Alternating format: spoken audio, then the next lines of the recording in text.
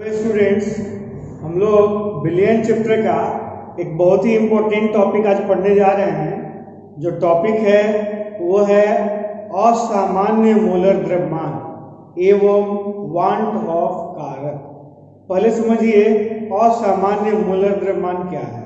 नाम से ही आपको लग रहा होगा असामान्य मतलब सामान्य नहीं है। जो हम लोग अनुसंख्यक गुण पढ़े थे, अनुसंख्यक गुण में देखते होंगे लास्ट में मोलर द्रव्यमान निकालते थे एमबी, और वो जो फॉर्मूला होता था एमबी का, उससे जो मोलर द्रव्यमान निकालते थे वो है ऑब्जर्व्ड मोलर मास, मतलब प्रेक्षित किया गया मोलर द्रव्यमान। और कभी कभी देखे होंगे फॉर्मूला में कोई भी कंपाउंड का एक फॉर्मूला ले लीजिए, जैसे H2, जल का फॉर्मूला H2 ले लीजिए। उसके जो एटम है, हाइड्रोजन का एटॉमिक मास 1 तो 2, हाइड्रोजन का 2, ऑक्सीजन का होता है 16, 2 + 16, 2 + 16 हो जाता है 18। तो इस तरह से परमाणु द्रव्यमान को जोड़ करके जो मोलर द्रव्यमान निकालते हैं इसको बोलते हैं नॉर्मल मोलर मास।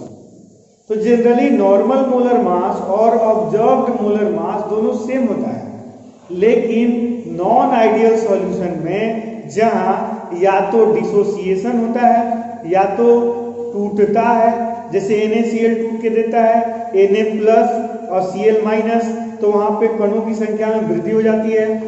बोले थे एक NaCl, अब बन गया एक Na+ और एक Cl-, 2 हो गया, तो कणों की संख्या में वृद्धि हो गई।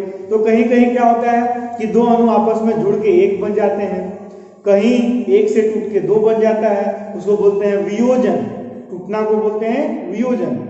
और कहीं 2 से जुड़ के 1 बन जाता है, जुड़ना को बोलते हैं संगुणन या संयोजन। तो जब कभी संगुणन या वियोजन होगा, यानी जुड़ेगा या टूटेगा, तो उसमें जो ऑब्जर्व्ड मोलर मास है, जो एमबी के फॉर्मूला से आप मोलर मास निकालेंगे, उसका वैल्यू कैलकुलेटेड मोलर मास, जो कि फॉर्मूला के आधार पे हम लोग परमाणु द्रव्यमान जोड़ के निकालते हैं, उससे अलग आता है। ये जो अलग वैल्यू आ रहा है इसी को कहते हैं असामान्य मोलर द्रव्यमान। और इस असामान्य मोलर द्रव्यमान को सामान्य बनाने के लिए, मतलब दोनों में संबंध बताने के लिए, वांट ऑफ एक साइंटिस्ट थे, वो एक फैक्टर दिए थे, कारक, जिसको कि वांट ऑफ कारक कहते हैं, और उसको आई से रिप्रेजेंट करते हैं। उसी आई के आधार पे हम लोग सामान्य से असामान्य में रिलेशन पता करते हैं और असामान्य मोलर द्रव्यमान को फिर सामान्य मोलर द्रव्यमान में बदलते हैं।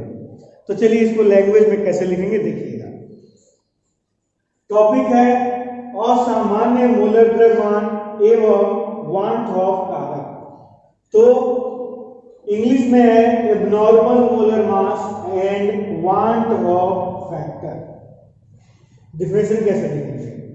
संगुणन या वियोजन की स्थिति में गणना द्वारा प्राप्त मोलर द्रव्यमान वास्तविक मोलर द्रव्यमान से भिन्न होता है। जब ये बताया थे कि गणना द्वारा, यानी एमबी के फॉर्मूला से जो निकालते हैं वास्तविक मोलर द्रव्यमान, मतलब परमाणु द्रव्यमान को जोड़ने से जो मोलर द्रव्यमान मिलता है उससे वह भिन्न होता है। इसे असामान्य मोलर द्रव्यमान कहते हैं। ये जो भिन्न आता है इसी को बोलते हैं असामान्य मोलर द्रव्यमान। भिन्न मतलब अलग, डिफरेंट, इसी को बोलते हैं असामान्य मोलर द्रव्यमान। वांट ऑफ ने, अब आगे देखिएगा, वांट ऑफ ने संगुणन या वियोजन, संगुणन मतलब जुड़ना, वियोजन मतलब टूटना, संगुणन या वियोजन की सीमा के निर्धारण के लिए एक कारक दिया जिसे वांट ऑफ कारक कहते हैं। इसे आई द्वारा सूचित किया जाता है। इस आई का फॉर्मूला, 2 फॉर्मूला होता है, याद रखिएगा। आई बराबर होता है पहले सामान्य मोलर द्रव्यमान बटा असामान्य मोलर द्रव्यमान। सामान्य मोलर द्रव्यमान यानी नॉर्मल मोलर द्रव्यमान, इसको एन से दिखाते हैं। एन मतलब नॉर्मल, एन मतलब मोलर द्रव्यमान, और असामान्य मोलर द्रव्यमान मतलब ऑब्जर्व्ड मोलर द्रव्यमान, जो कि एमबी के फॉर्मूला से ऑब्जर्व किए, इसको MO से दिखाते हैं। O मतलब ऑब्जर्व्ड। इस फॉर्मूला से भी आई निकालते हैं, और आई का एक और फॉर्मूला है संगुणन या वियोजन के बाद कणों की संख्या बटा संगुणन या वियोजन के पहले कणों की संख्या। पहले इस फॉर्मूला पे देख लीजिए कि संगुणन या वियोजन के बाद बटा संगुणन या वियोजन के पहले कणों की संख्या के फॉर्मूला से हम लोग आई का मान कैसे निकालते हैं। पहले इतना नोट कर लीजिए, फिर कुछ क्वेश्चन बना के हम लोग सीखते हैं कि आई का मान कैसे निकालते हैं।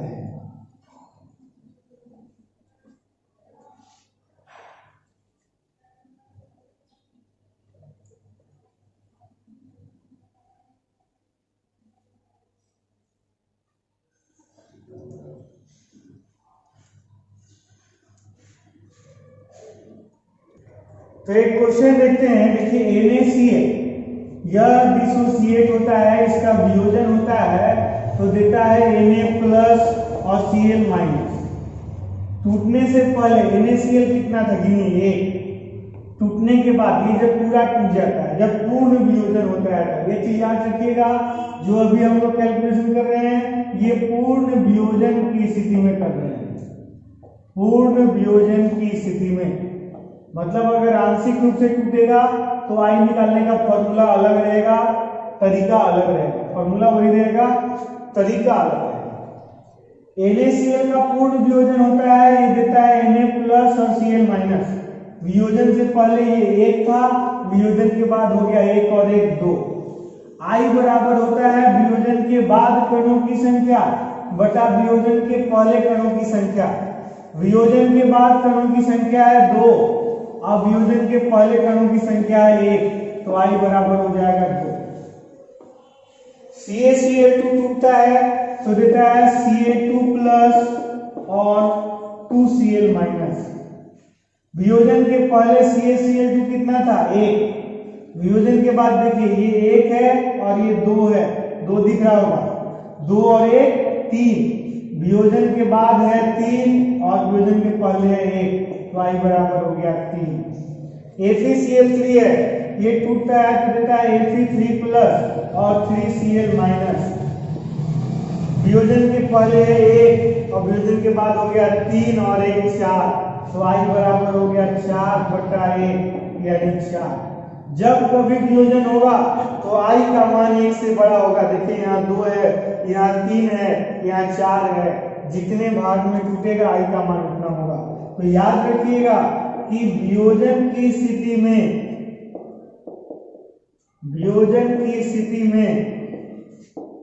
आई हमेशा 1 से बड़ा होता है। संगुणन संयोजन की स्थिति में, संगुणन मतलब होता है जैसे वियोजन मतलब टूटना होता है, वैसे संगुणन मतलब जुड़ना होता है।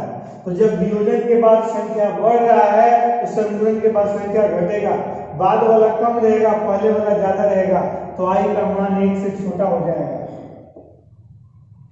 मान लीजिए 1 से 2 से 1 हो जाता है तो आई का मान 1 बटा 2 यानी आधा, यानी कि 1 से छोटा हो जाएगा।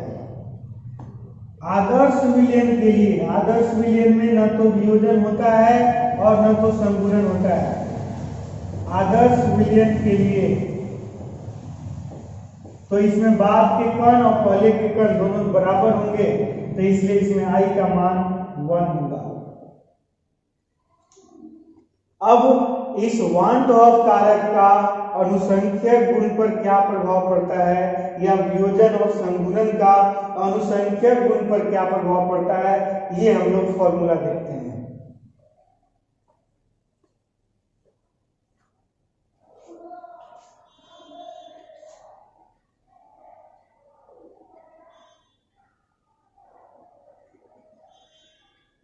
तो देखते हैं हम लोग अनुसंख्यक गुण और वान डे हॉफ कारक में क्या संबंध होता है। Colligative properties and one day half factor. 4 अनुसंख्यक गुण होते हैं, आप लोग भी जानते हैं। एक होता है वाष्प दाब का अपेक्षिक अवनमन, फॉर्मूला होता है P0 minus PS by P0 बराबर XV। एक होता है क्वथनांक का उन्नयन, फॉर्मूला होता है डेल्टा टीवी बराबर KB इंटू M। एक होता है हिमांक का अवनमन, फॉर्मूला होता है डेल्टा TF बराबर KF इंटू M। एक होता है परासरण दाब, फॉर्मूला होता है पाई बराबर CRT। अब ये जितने भी अनुसंख्यक गुण हैं वांट ऑफ कहते हैं कि इनमें वांट ऑफ कारक से मल्टीप्लाई कर दीजिए तो वैल्यू सही आएगा। सब में वांट ऑफ कारक से मल्टीप्लाई होता है। देखिए अनुसंख्या गुण में वांट ऑफ कारक से गुना होता है। गुना होने का मतलब है, गुणा होने का मतलब है कि अगर वांट ऑफ कारक का मान बढ़ेगा तो अनुसंख्या गुण का मान भी बढ़ेगा। जैसे मान लीजिए अगर i का मान 2 है तो वांट ऑफ कारक का मान दुगना हो जाएगा। i का मान 3 है तो वांट ऑफ कारक का मान तिगुना हो जाएगा। अगर i का मान 1/2 है तो अनुसंख्या गुण का मान भी 1/2 हो जाएगा, यानी घट जाएगा। तो इससे स्पष्ट होता है, ये दोनों में संबंध लिख लीजिएगा। और एक इंपॉर्टेंट पॉइंट याद रखिएगा कि वांट ऑफ कारक के मान में वृद्धि के साथ साथ यानी वियोजन की स्थिति में, वियोजन की स्थिति में अनुसंख्या गुण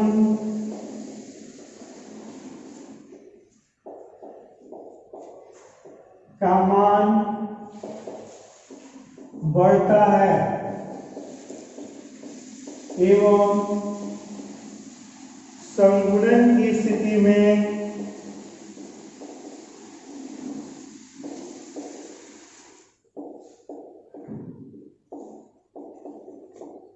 अनुसंख्या गुण का मान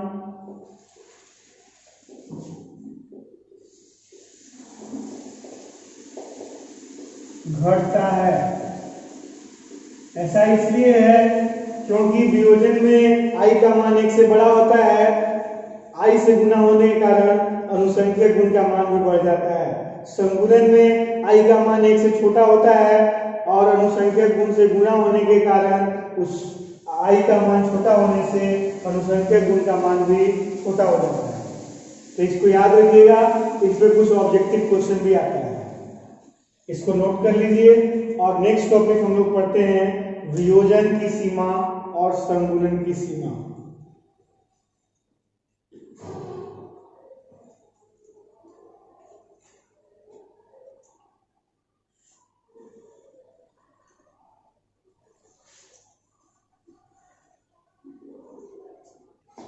तो हम लोग देखते हैं एक इंपॉर्टेंट टॉपिक किसी का, वियोजन की सीमा। वांट ऑफ कारक के आधार पर ही वियोजन की सीमा निकालते हैं। देखिए जब पूर्ण वियोजन होता है मतलब पूरा टूट जाता है तब तो y का मान सही से निकाल लीजिएगा। लेकिन अगर वियोजन आंशिक रूप से हो यानी कोई अणु कुछ टूटे और बाकी न टूटे यानी दुर्बल विद्युत अपघट्य के लिए, हम लोग इसके बारे में अब भविष्य में पढ़ेंगे। फिलहाल ये समझिए कि वैसा अणु जो पूरी तरह से आयोनाइज नहीं होता है, अपने आयनों में पूरी तरह से नहीं टूटता है, उसके लिए हम लोग वियोजन की सीमा निकालते हैं कि कितना मात्रा में वो टूट रहा है। जैसे NaCl टूटता है तो देता है Na+ और Cl-, तो Ab टूटेगा तो क्या देगा A+ और B-। टूटने से पहले मान लीजिए कि ये 1 था, ये बना ही नहीं था तो ये 0 हो जाएगा। अच्छा ये आंशिक वियोजन हो रहा है, देखिए ये पूर्ण वियोजन का समय है। अब ये क्या हो रहा है, देखिए टूट भी रहा है और जुड़ के वही बन रहा है, यानी यह है आंशिक वियोजन का समय।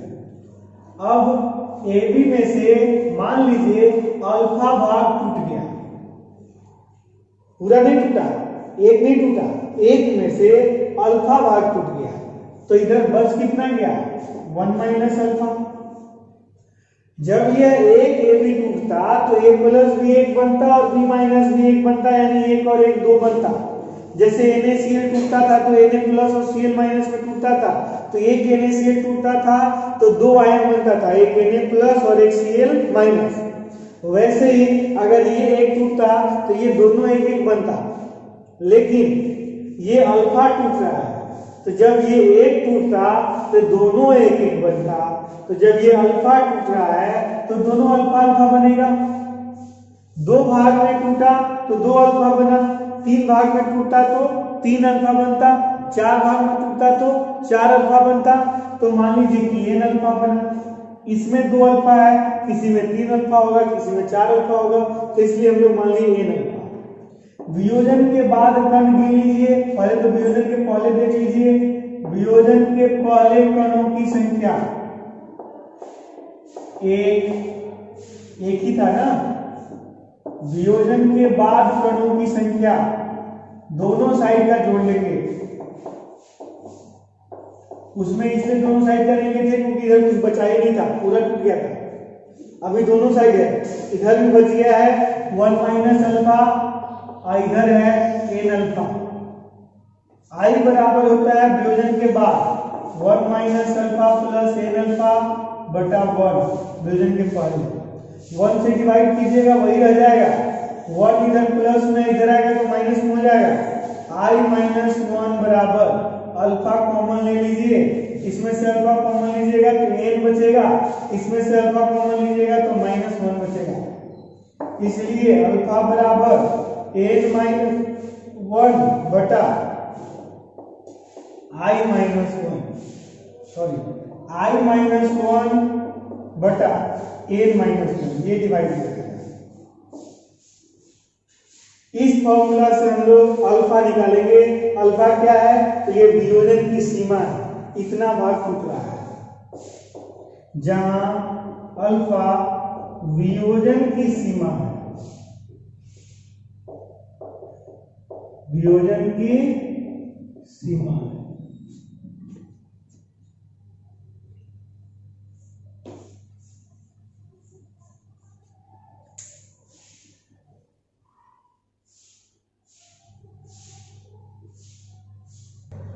अब देखते हैं संगुणन की सीमा, डिग्री ऑफ एसोसिएशन। एसोसिएशन क्या होता है? देखिए एन ए था जो जुड़ करके ए का होल एन बन गया, एन से एक बन गया, यही है संगुणन। अब यह पार्शियली संगुणन हो रहा है, मतलब पूरी तरह से संगुणन नहीं हो रहा है, कुछ भाग संगुणित हो रहा है, कुछ भाग फिर से वही हो जा रहा है। ये हो गया पार्शियल संगुणन। तो इसमें संगुणन की सीमा निकालेंगे। प्रारंभ में स्टार्टिंग में मान लीजिए कि ये 1 था, ये बना ही नहीं था तो ये था 0। कुछ देर बाद इसका अल्फा भाग संगुणित होकर उधर चला गया तो इधर बचा 1 माइनस अल्फा। अब याद कीजिए वियोजन में जब n भाग में तोड़ते थे तो अल्फा इधर से जाके उधर n अल्फा बनता था। उसी तरह से जब यहाँ से अल्फा उधर जाएगा संगुणन में तो अल्फा बटा n बन जाएगा। मतलब 1 से n बनाना हो तो n से गुना करेंगे और n से 1 बनाना हो तो n से भाग देंगे, यानी अल्फा जब उधर जाएगा तो बन जाएगा अल्फा बाई n। संगुणन के पहले कणों की संख्या था 1, संगुणन के बाद कणों की संख्या इधर है 1 माइनस अल्फा और इधर है अल्फा बाई n। अब आई बराबर होता है संगुणन के बाद यानी 1 minus alpha plus alpha by n बटा संगुणन के पहले 1। आई माइनस 1, ये 1 जो प्लस में इधर इधर आएगा तो माइनस हो जाएगा। आई माइनस 1 बराबर अल्फा कॉमन ले लीजिए तो यहाँ बच जाएगा 1 बाई n माइनस 1। इसलिए अल्फा बराबर ये इधर आएगा डिवाइड में, अल्फा निकालना हम लोग को, तो अल्फा इंटू है ही, तो इंटू है इधर आएगा तो भागा में चला जाएगा, तो अल्फा बराबर हो जाएगा आई माइनस 1 बटा 1 बाई n माइनस 1, जहां अल्फा संगुणन की सीमा है। तो ये संगुणन के लिए हम लोग निकाले हैं। तो इस तरह से संगुणन की सीमा निकालते हैं। अब इस पर एक न्यूमेरिकल हम लोग देख लेंगे। ये इस चैप्टर का लास्ट टॉपिक है, इसके बाद ये चैप्टर कंप्लीट हो जाएगा। नेक्स्ट चैप्टर में हम लोग फिर आगे पढ़ाई करेंगे। पहले इसमें एक न्यूमेरिकल बचा हुआ है जो बना करके हम लोग देख लेते हैं कि अगर क्वेश्चन आएगा तो कैसे बनाएंगे।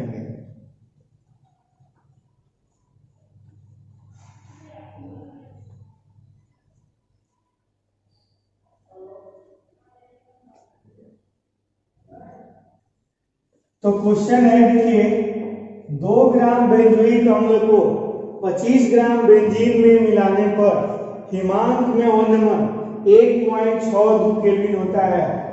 यदि बेंजीन के लिए मोलल औन्नमन स्थिरांक यानी Kf का मान 4.9 केल्विन केजी पर मोल है और यदि बेंजोइक एसिड डाइमर का निर्माण करता है तो प्रतिशत संगुणन की सीमा ज्ञात करें। ये क्वेश्चन है। अब देखिए इसको कैसे बनाते हैं। बेंजोइक अम्ल का द्रव्यमान दिया हुआ है, विलेय का द्रव्यमान को WB से दिखाते हैं तो पूरा 25 ग्राम बेंजीन में मिलाया गया, यानी विलायक का द्रव्यमान भी दिया हुआ है WA 25 ग्राम। MB विलेय का मोलर द्रव्यमान पहले हम लोग निकालेंगे फॉर्मूला से। हिमांक में अवनमन डेल्टा TF दिया हुआ है 1.62 केल्विन। मोलर अवनमन स्थिरांक KF का मान दिया हुआ है, KF का मान है 4.9 केल्विन kg/मोल। डायरेक्ट MB का फॉर्मूला रखिए। हिमांक के अवनमन के आधार पर MB बराबर होता है KF into WB into 1000 by delta TF into WA। KF का मान रख दीजिए 4.9, WB है 2 गुने 1000 बटा डेल्टा TF 1.62 गुने WA 25 है। पॉइंट मिटा लीजिए, नीचे 2 अंक वाले पॉइंट है, ऊपर 1 अंक पहले पॉइंट है, यानी ऊपर में 1 जीरो और हो जाएगा। इसे गुना करके इसमें भाग दे दीजिए, ये कट जाएगा 2 से 81 टाइम्स में। इसलिए दोनों में मल्टीप्लाई करके इन दोनों तीनों में गुना करके नीचे वाले से ऊपर वाले में भाग दीजिएगा तो आ जाएगा 241.98 ग्राम पर मोल में मोलर मास आता है। अब आप देखिए कि बेंजोइक एसिड का मोलर द्रव्यमान होता क्या है। इस Mb को M actual normal molar mass है, तो इसको मान लीजिए 241.98 ग्राम पर मोल इसका नॉर्मल मोलर मास है। नॉर्मल नहीं, ऑब्जर्व्ड मोलर मास है। ये जो आप निकाले हैं ये ऑब्जर्व्ड मोलर मास है। अब नॉर्मल मोलर मास फॉर्मूला से निकालते हैं, वो कंपाउंड का जो फॉर्मूला होता है C6H5COOH, इसका परमाणु द्रव्यमान जोड़ जोड़ करके जो निकालेंगे वो नॉर्मल मोलर मास होगा, उसको Mn से दिखाते हैं। तो Mn बराबर देखिए, कार्बन 6 और 1 7 है तो हो जाएगा 84, हाइड्रोजन 5 और 1 6 है तो ये 6 हो जाएगा, ऑक्सीजन 2 है 16 गुना 32 हो जाएगा। ये सब जोड़िएगा तो हो जाएगा 122 ग्राम पर मोल। नॉर्मल मोलर मास 122 ग्राम पर मोल। चूंकि यह पूर्ण संगुणित नहीं होता है, संगुणन की सीमा निकालना है, तो संगुणन की सीमा के लिए हम लोग अभी एक फॉर्मूला पढ़े थे। अच्छा, ये डाइमर बनाता है, तो डाइमर मतलब कि इसमें n का मान 1 बटा डाइमर, डाइमर यानी कि n का मान, यानी कि n का मान इसमें 2 है तो I बराबर जो फॉर्मूला हम लोग अभी निकाले थे, अब वियोजन की सीमा, संगुणन की सीमा के लिए जो हम लोग फॉर्मूला लिखे थे, I अल्फा बराबर I-1 बटा 1/n-1, इस पे मान बैठा दीजिए तो अल्फा का मान निकल जाएगा।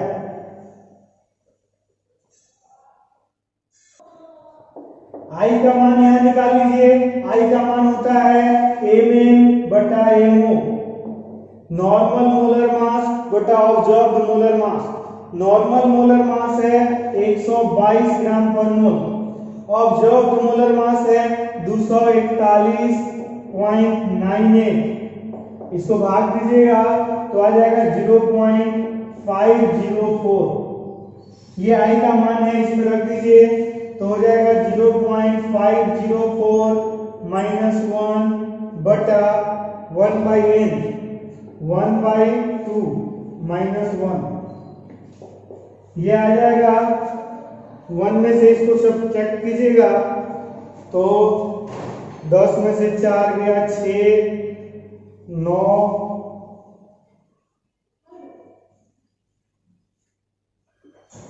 9 में से 5 गया 4, 0.496 बटा 0.5 माइनस 1 कीजिएगा, ये भी माइनस में आएगा, ये भी माइनस में, 0.5 और भाग दीजिएगा तो प्लस, देखिए माइनस माइनस कट जाएगा और इसे इसमें भाग दीजिएगा तो ये आ जाएगा 0.992। ये हो गया वियोजन की संगुणन की सीमा इतना। अब इसको अगर प्रतिशत में व्यक्त कीजिएगा, प्रतिशत संगुणन की सीमा, तो इसमें 100 से गुना करना होगा। प्रतिशत संगुणन की सीमा बराबर हो जाएगा 0.992 गुना 100 यानी 99.2%। इतना भाग संगुणित हो रहा है और बाकी भाग संगुणित नहीं हो रहा है।